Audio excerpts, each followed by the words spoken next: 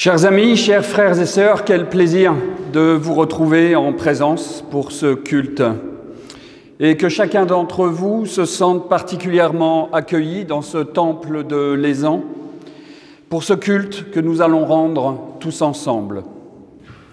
Seigneur, au cœur de nos vies tourmentées, tu nous offres ce temps de culte comme une accalmie nécessaire où les paroles échangées se déposent.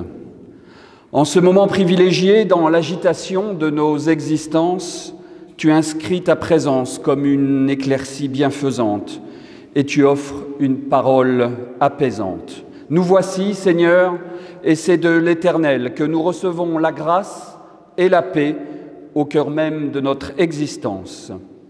Et je vous propose d'accueillir cette grâce en écoutant une strophe du psaume 36.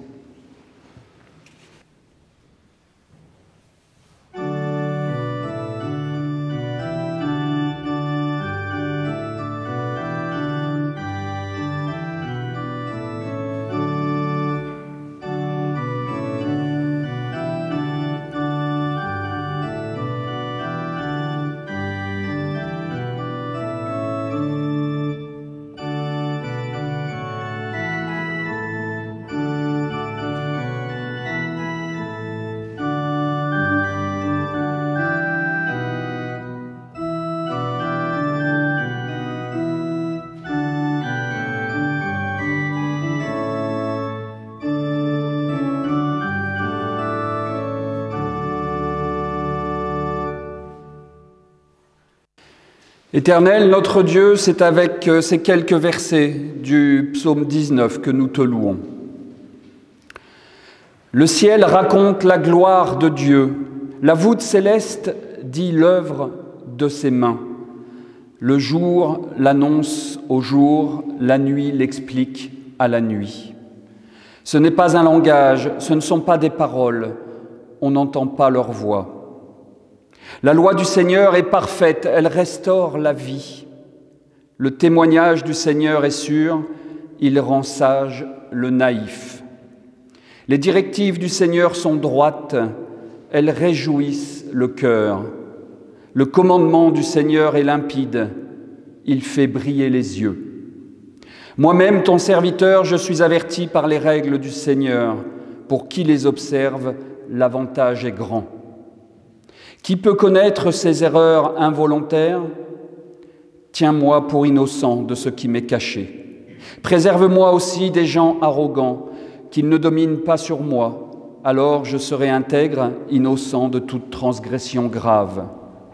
Que les paroles de ma bouche et le murmure de mon cœur soient agréés de toi, Seigneur, mon rocher et mon rédempteur. Et je vous invite à prolonger cette louange en vous levant. Et nous chanterons le cantique 303, les 3 strophes du cantique 303.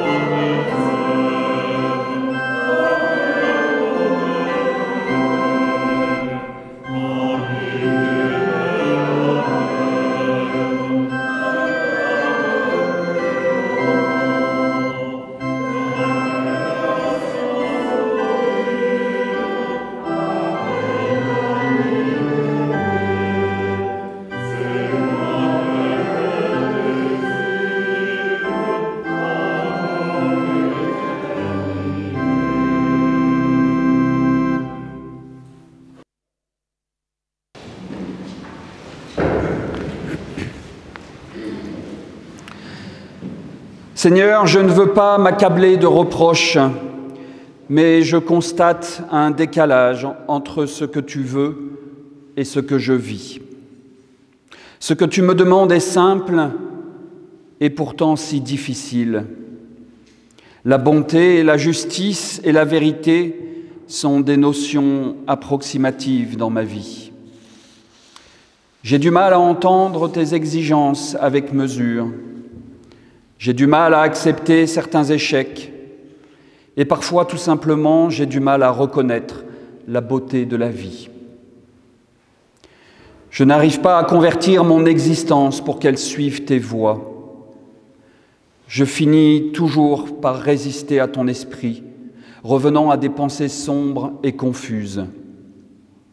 Je laisse souvent de côté la recherche spirituelle. Je me tourne plutôt vers le confort matériel et les distractions. Je te demande de me pardonner. Amen. Et nous restons assis pour écouter le cantique 407.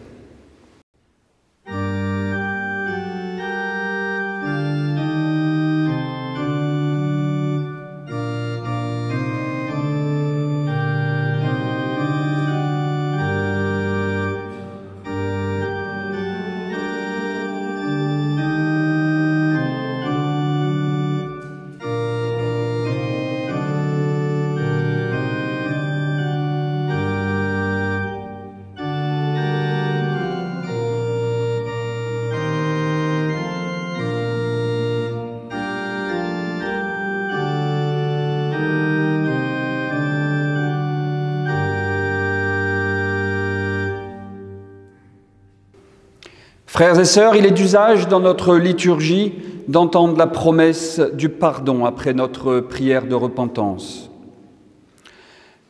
Notre Dieu est le Dieu de la libération des esclaves et de la traversée du désert.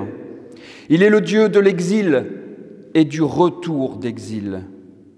Il est le Dieu de Jésus dans ses déambulations sur les routes de Galilée, lors de la montée à Jérusalem, et sur le chemin de croix.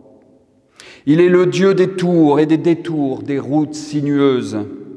Notre Dieu, ce Dieu-là, a offert son pardon à tous les hommes, sur tous les chemins. Il te pardonne, toi aussi, aujourd'hui. Il retisse un lien toujours plus fort avec toi. Que son pardon te donne la force de te remettre en route. Frères et sœurs, inscrivons ces paroles au plus profond de nous-mêmes en écoutant le psaume 36.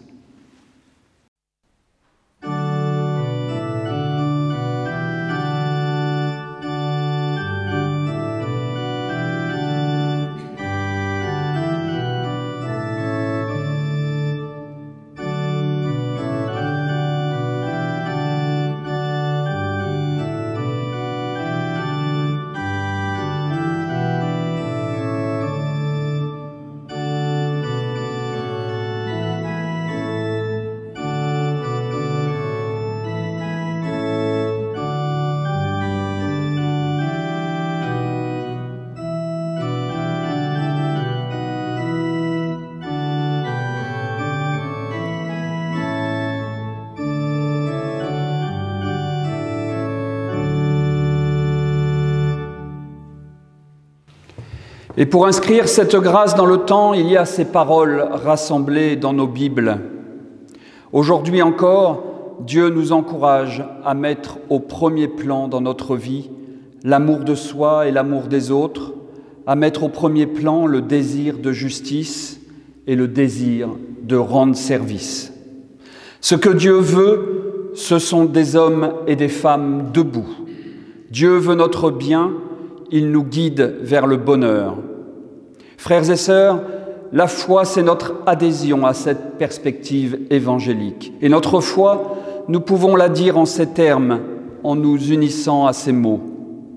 Je crois en Dieu le Créateur, qui nous a confié ce monde pour que nous y dessinions les traces du royaume.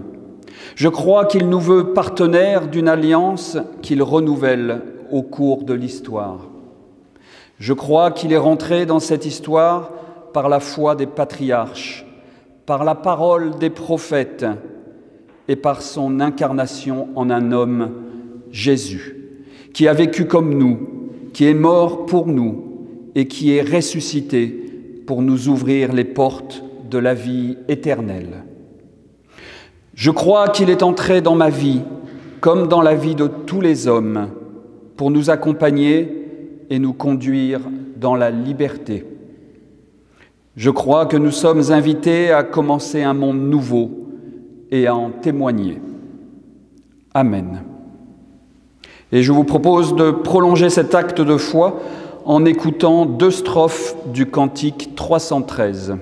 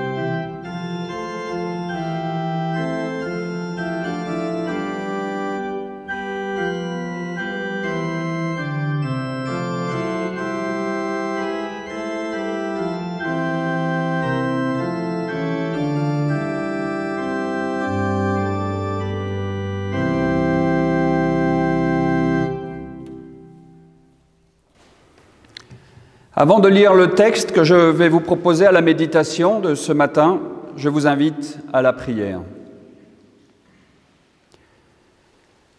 Notre Dieu, nous allons entendre cette parole que tu veux nous adresser aujourd'hui. Au moment de la méditer et de la proclamer, apaise en nous l'agitation des jours. Rends nos cœurs disponibles à cette parole. Ce que nous te demandons tout simplement ici et maintenant, c'est que tu fasses taire en nous toute autre voix que la tienne, et que cette parole, cet évangile que nous allons lire, soit pour chacune et chacun d'entre nous, ta parole pour nos existences au quotidien. C'est là ce qu'humblement nous te demandons, ta parole pour nos vies. Amen. Pour ce matin, je vous propose de méditer sur le début de l'évangile de Marc, au chapitre 1, les versets 1 à 8. Commencement de la bonne nouvelle de Jésus-Christ, Fils de Dieu. Selon ce qui est écrit dans le prophète Ésaïe, « J'envoie devant toi mon messager pour frayer ton chemin. C'est celui qui crie dans le désert, « Préparez le chemin du Seigneur, rendez droits ses sentiers. » Survint Jean, celui qui baptisait dans le désert et proclamait un baptême de changement radical pour le pardon des péchés.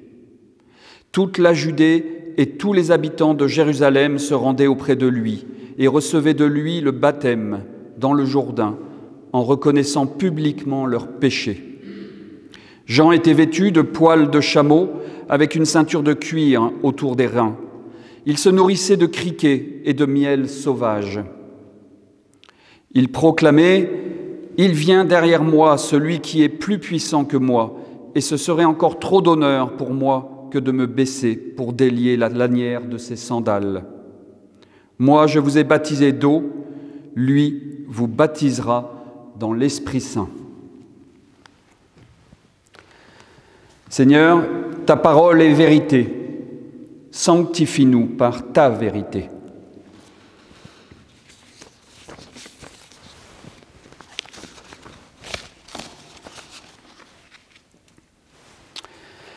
Chers amis, chers frères et sœurs, commencement de la bonne nouvelle de Jésus-Christ, Fils de Dieu.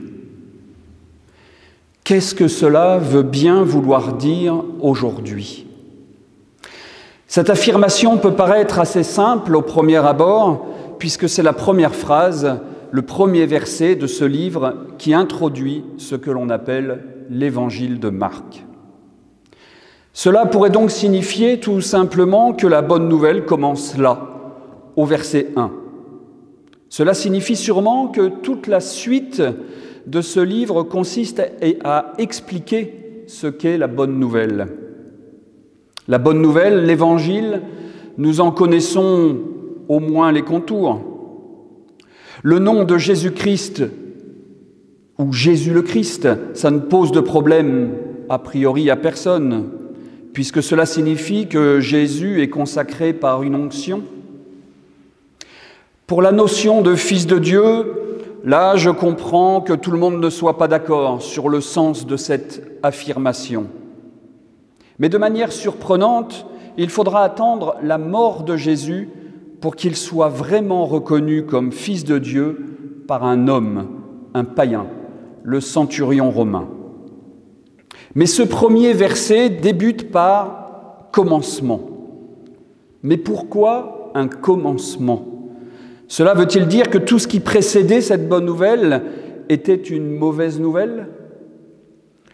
En affirmant qu'il y a un commencement, cela signifie qu'il y a une rupture avec un passé. Une rupture avec un passé trop dur, trop lourd, trop douloureux. Cela signifie que les auditeurs de Marc étaient très certainement confrontés à une crise majeure dont ils ne voyaient pas l'issue. Dans un premier temps, je voudrais donc montrer quel est le sens de ce commencement. Je voudrais mettre en avant que ce commencement signifie qu'il y a un basculement d'un monde vers un autre, d'un ancien monde vers un nouveau monde. Dans un second temps, je voudrais montrer comment, dans cette période de l'Avent, comment préparer ce chemin du Seigneur dont parle Marc, en choisissant d'accueillir la parole de Dieu. Ce commencement sonne ici comme un ouf de soulagement, qui nous dit que, enfin, les auditeurs de cette bonne nouvelle vont sortir du tohu-bohu dans lequel ils se trouvaient. Ce commencement est ici comme une nouvelle création, comme un avenir nouveau possible. Ce n'est surtout pas un recommencement qui signifierait que l'on recommence la même chose, mais un nouveau commencement en partant sur de nouvelles bases. Quand tout va mal, quand on n'arrive plus à faire ce qu'il faut faire pour se sortir d'un chaos, il y a des moments où il vaut mieux tout recommencer, commencer à nouveau. Commencer quelque chose de nouveau, comme l'artiste qui recommencerait un dessin à partir d'une page blanche, comme l'auteur-compositeur qui repartirait d'une partition vierge. Ici, ce reset, c'est par l'histoire de Jésus-Christ qu'il arrive. Mais cette histoire qui nous est contée de manière très surprenante ne commence pas par l'arrivée de Jésus. Contrairement à l'évangile de Matthieu, qui débute par la généalogie de Jésus pour annoncer sa naissance, contrairement à l'évangile de Jean, qui commence par l'annonce du Verbe, de la parole qui se fait chair, Marc, comme Luc, commence par l'arrivée de Jean le baptiseur. J'interprète cette arrivée de Jean dans ces deux évangiles comme le fait qu'il faut un tiers. Il faut un tiers, un autre, pour que Jésus-Christ arrive dans nos vies. Mais surtout, ce Jean-Baptiste nous pointe du doigt, nous représente dans nos anciennes vies, avant la rencontre du Christ. Il est représenté par les habits d'Élie dans le second livre des rois pour symboliser l'ancien monde, le monde d'avant en quelque sorte. Il symbolise aussi le chaos de ce monde d'avant avec sa mort brutale. Marc nous présente donc un monde profondément versé dans la violence et dans l'injustice. Pour sortir de là, il fallait une bonne nouvelle. Il fallait commencer une bonne nouvelle, celle de Jésus-Christ. Nous retrouvons dans la Bible plusieurs commencements qui sont à chaque fois des passages d'un monde chaotique à un monde plus humain, mieux organisé. Le premier est bien évidemment celui de la Genèse. Au commencement, Dieu créa la terre et les cieux. Selon les auteurs de la Genèse, Dieu décide de mettre de l'ordre avant toute autre chose. Et à partir de là seulement, tout peut commencer. C'est le même mot en grec dans l'évangile de Marc que dans la Genèse, dans sa version grecque. Il y a dans les mots grecs et hébreux, qui sont traduits par commencement, Bereshit en hébreu, arché en grec, il y a cette idée que l'on devient le maître, le chef de ce qui arrive. En décidant de commencer à nouveau, on retrouve la maîtrise de nos vies. On ne subit plus les aléas de la vie, mais nous devenons acteurs de nos vies. On retrouve cette idée du reset et d'un nouveau commencement dans le récit du déluge, ainsi que dans le récit de la tour de Babel. À la fin de la Genèse, avec Joseph et cette magnifique fresque sur sa vie qui se termine justement par un nouveau départ avec ce Dieu qui transforme le mal en bien. Pas seulement pour lui d'ailleurs, mais pour toute une tribu qui deviendra petit à petit un peuple. Le récit de l'Exode est un grand récit de nouveaux commencements. D'abord avec la libération de tout ce qui peut asservir ce peuple dans leur vie, puis avec un nouveau commencement dans le désert, c'est-à-dire en repartant de zéro, à partir de rien. L'exil à Babylone est un grand commencement puisqu'il marque le passage d'une religion plutôt politique, la religion du temple, à une religion de l'écriture avec la naissance de la Torah. La Bible est remplie de ces récits où l'homme a besoin de réajuster sa place dans le monde, où Dieu se fait connaître, où Dieu est celui qui sauve, qui libère et qui redonne une place unique à l'homme. C'est, me semble-t-il, tout l'objet de ce commencement de l'évangile de Marc. Ce commencement trouve son point de départ de manière très paradoxale à la fin de l'évangile, à la mort de Jésus. La mort de Jésus annonce le véritable commencement, la résurrection du Christ et les disciples qui peuvent enfin annoncer la bonne nouvelle au bout de la terre. Aujourd'hui, pour nous, au XXIe siècle, quel est donc ce monde ancien que les évangiles nous demandent de quitter en engageant un nouveau commencement? Le vrai commencement dans nos vies consiste à décider de faire quelque chose de nos vies. Ne plus subir ce qui peut nous arriver aujourd'hui, tout ce qui nous tombe dessus en ces temps mouvementés. De ne plus accepter un monde qui déshumanise. De ne plus laisser partir un monde que la foi a déserté. Comment ne pas reconnaître aujourd'hui que le monde accroît les inégalités, méprise, exploite et exclut les plus fragiles? Il faut bien reconnaître aujourd'hui que la foi a déserté le monde. Le monde tel qu'il est aujourd'hui est intolérable. En ce second dimanche de l'Avent, ce commencement auquel nous invite Marc pour préparer le chemin du Seigneur consiste à croire dans un monde à venir en y cultivant l'espérance. Ce ne sont pas les autres qui sont appelés à croire en ce nouveau monde, mais c'est nous. Nous tous qui confessons notre foi en Jésus le Christ, Fils de Dieu. C'est nous qui sommes appelés à dynamiser ce monde et à le rendre meilleur en offrant notre foi à ce monde. De la fin d'une histoire surgit un commencement. Ce commencement de l'évangile de Marc est donc une remise en route. D'abord en nous tenant en haleine, puisqu'il nous promet une bonne nouvelle au fil de l'histoire qui commence. Mais surtout parce que c'est à nous qu'il s'adresse. Quand il écrit en faisant référence au livre de l'Exode et au livre de Malachie, « J'envoie devant toi mon messager pour frayer ton chemin », c'est à nous, c'est à toi et à personne d'autre qu'il s'adresse. Il nous exhorte d'en finir avec notre ancienne histoire et de faire surgir un nouveau commencement à nos vies. C'est ça le chemin qui s'ouvre devant nous, Un chemin d'espérance, bien sûr, l'espérance d'un monde meilleur qui s'appelle Royaume de Dieu, l'espérance d'un temps nouveau. Cette période de l'Avent est souvent assimilée à une période d'attente jusqu'à Noël. Il me semble qu'en proposant ce texte dans la liste des lectures du jour, nous sommes plutôt invités à tout autre chose qu'une attente passive, les mains croisées devant un bon feu de cheminée, en attendant que Noël arrive. Le texte nous fait une promesse de baptême, et pas seulement d'eau, mais aussi d'Esprit Saint, à condition de commencer à nous mettre en route. Cette promesse d'Esprit Saint, c'est justement cette relation à Dieu par la foi. Cette promesse, c'est ce qui nous permet de choisir, de nous mettre en route et d'espérer. C'est croire que dans le temps de Dieu, la vie commence à chaque instant.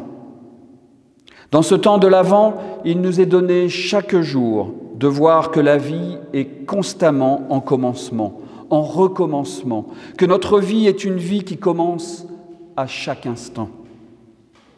En regardant chaque matin ces petites fenêtres des calendriers de l'Avent, à la lumière des couleurs de la nouvelle journée qui nous est donnée par Dieu, alors nous deviendrons attentifs à l'inattendu qui commence. Nous sommes invités aujourd'hui et maintenant à commencer le premier jour d'une nouvelle vie. Amen.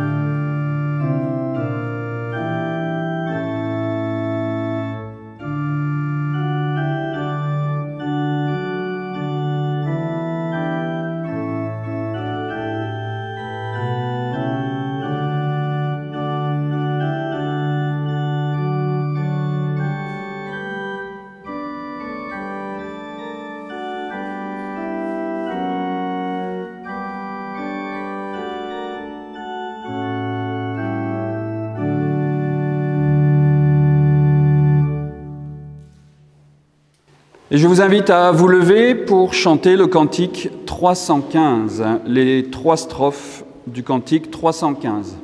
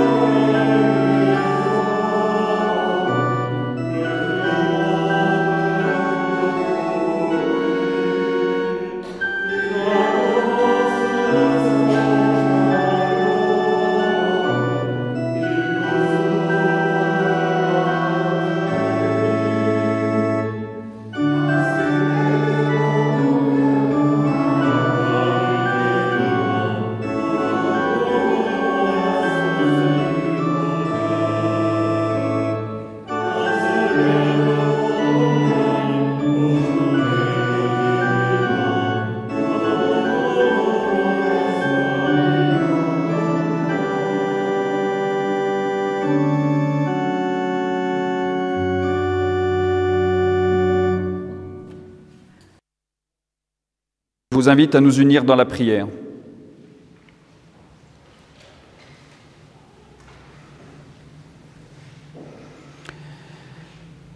Seigneur, nous te demandons de nous garder étonnés, afin que nos yeux sachent encore découvrir les sentiers que tu ouvres sous nos pas. Qu'ils nous conduisent à la rencontre de cet autre que nous ne connaissons pas. Nous t'en prions, garde-nous vivants devant toi. Que chaque nouveau jour que tu nous donnes nous porte à nous tenir debout, ensemble, dans l'unité de la foi, unis malgré les séparations du confinement et les multiples exigences de notre temps. Nous te prions afin que nos craintes ne nous empêchent pas de nous mettre en mouvement, que nos peurs ne nous réduisent pas au silence. Car tu nous appelles à témoigner au-delà des espaces confinés pour devenir solidaires de nos frères, pour répondre à l'appel de l'espérance. Nous prions pour les victimes des guerres, ceux qui n'ont plus de terre, les exilés, celles et ceux qui perdent leur vie en mer. Nous te prions pour celles et ceux qui sont hospitalisés, en réanimation, blessés, frappés par la maladie et l'isolement. Nous portons devant toi celles et ceux qui traversent l'épreuve du deuil, qui se désespèrent parce qu'ils ont perdu un être cher, un père, une mère, un ami. Seigneur, nous t'en prions, garde-nous tous unis dans la paix, dans ta paix. Conduis-nous dans ta lumière. Abreuve-nous à la source de la vie. Toi qui nous veux bâtisseurs de paix au cœur de ce monde tourmenté où règne la loi du plus fort. C'est pourquoi ensemble nous te disons la prière que tu as enseignée à tes disciples. Notre Père qui es aux cieux, que ton nom soit sanctifié, que ton règne vienne, que ta volonté soit faite sur la terre comme au ciel. Donne-nous aujourd'hui notre pain de ce jour. Pardonne-nous nos offenses, comme nous pardonnons aussi à ceux qui nous ont offensés. Ne nous laisse pas entrer en tentation, mais délivre-nous du mal, car c'est à toi qu'appartiennent le règne, la puissance et la gloire au siècle des siècles. Amen. Frères et sœurs, je vous invite à vous lever pour la fin du culte et recevoir la bénédiction au nom même de Dieu. Que le Seigneur nous donne dans un regard serein, apaisé, lumineux d'espérance sur les gens avec qui nous vivons. Que le Seigneur, Père, Fils et Saint-Esprit, nous bénisse pour que nous puissions porter un regard d'espérance sur ce monde. Qu'il nous bénisse et nous préserve de tout mal. Allons dans sa paix. Amen. Et je vous invite à chanter le cantique 886. Nous le chanterons 2 fois, le 886.